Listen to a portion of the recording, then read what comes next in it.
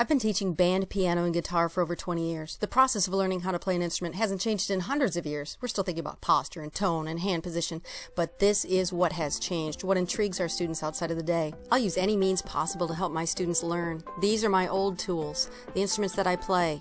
And these are some of my new tools. Using technology in my classroom is something as simple as showing them how the music fits together, or showing them how a particular fingering goes. I even use my iPod as a timer so they know when to be ready.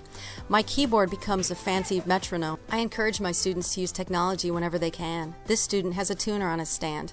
This student likes to make podcasts and videos of students in the classroom.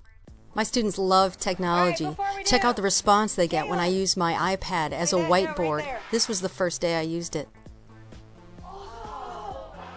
I love those kinds of responses. My classroom is a busy place. Every time we stop playing, I'll hand somebody my iPad or have them go to a chalkboard and answer a question that everybody can look at and see and evaluate. I have other students working in practice rooms recording different songs and different materials that I want to hear that I can't hear in a classroom. A lot of my students like to take their tests online so they can hear it before they send it to me. I like to use the Elmo and the projector to ask questions. After I present a new idea, I can ask them and I can see immediately if they understood what I was talking about. I use my keyboard to make CDs that I put into iTunes so I have a little more free time to sit amongst the students and to play. I use my iPod to take pictures of students who are doing something wrong so they can see a concrete example of what they're doing. I'll also take videos of my students and ask them to evaluate themselves. Every week I make videos for my students so they can review the concepts we are working on. I love making background CDs for my students to use during class. I just load them into iTunes and then I can play them according to whatever lesson we have going on.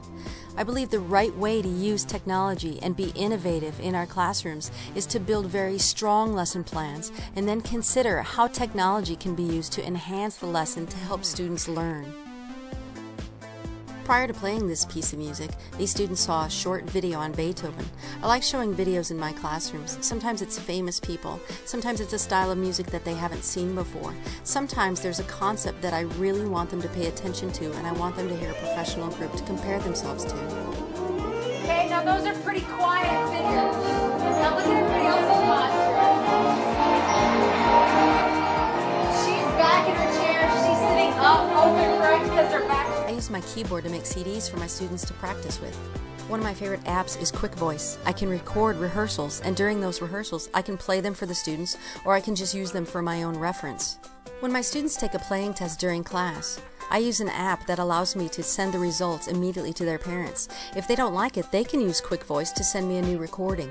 I keep my students and their parents as informed as possible through my website and through our school website.